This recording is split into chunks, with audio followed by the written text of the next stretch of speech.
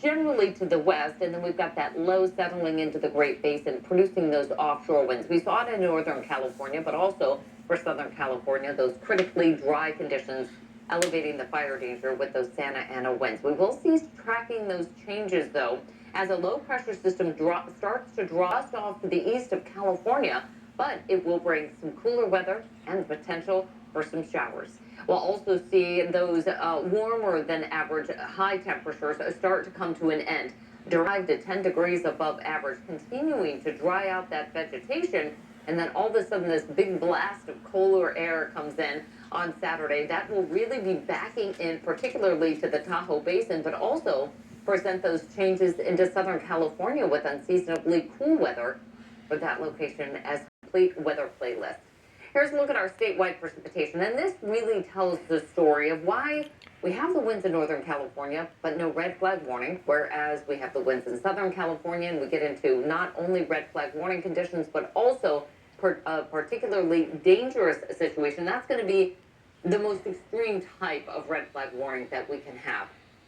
Statewide precipitation, we are less than 1/10 of an inch since the beginning of the water year for Los Angeles. Nearly that for monitoring locations. It's been the driest start to the water year for a couple of places in Los Angeles, as well as San Diego, Palm Springs, and downtown Los Angeles. The second driest start for the water year, but that mostly because we saw just a trace of rain in those locations.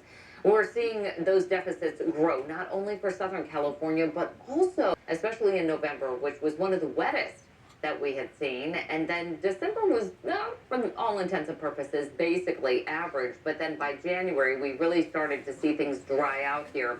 And that's what's leading us to below average precipitation for Sacramento, San Francisco, Stockton, Modesto, parts of the Central Valley, all the way into Bakersfield with about an inch below average. Whereas the beginning of the water year, again, started off with really great numbers. Here's a look at those downtown Sacramento numbers. And this just kind of illustrates what happened after we turn the calendar past 2024 into 2025. October, we generally don't see a whole lot of rain anyway.